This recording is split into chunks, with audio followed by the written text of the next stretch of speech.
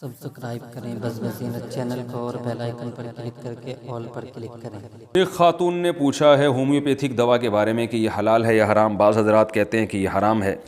اصل میں اس میں چونکہ الکوہل ہوتا ہے نا، تو الکوہل کی وجہ سے بہت سے لوگ اس کو ناجائز کہتے ہیں۔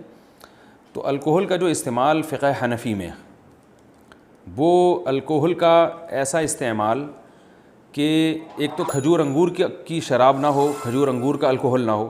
اگر کھجور انگور کا الکوہل ہے وہ تو بہرحال ناجائز ہے، لیکن ہومیوپیتھک دواؤں میں کھجور یا انگور کی الکوہل استعمال نہیں ہوتی۔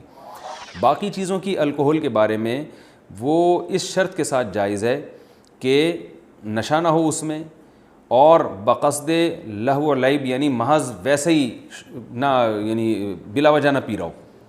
تو دوا چونکہ ایک ضرورت ہے، لہذا دوا میں امام ابو حنیفہ رحمہ اللہ تعالیٰ کے قول کے مطابق گنجائش نکلتی ہے۔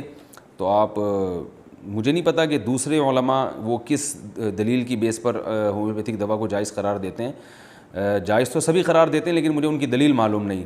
امام حنیفہ رحمہ اللہ تعالیٰ کے نزدیک اس کا جواز بالکل واضح ہے، اس لیے کہ وہ کہتے ہیں کہ الکوہل جو کھجور اور انگور کی نہ ہو، اس میں جب تک نشہ نہیں ہوگا اس کا استعمال جائز ہے، اور خاص طور پہ یعنی جب ضرورت ہو۔ تو یہاں ضرورت بھی ہے، دوا کے طور پہ آپ استعمال کرتے ہیں، اور اتنی مقدار ہوتی بھی نہیں ہے کہ جو نشہ والی ہو، اور کھجور اور انگور کی بھی اکثر الکوہل نہیں ہوتی، اس لیے یہ جائز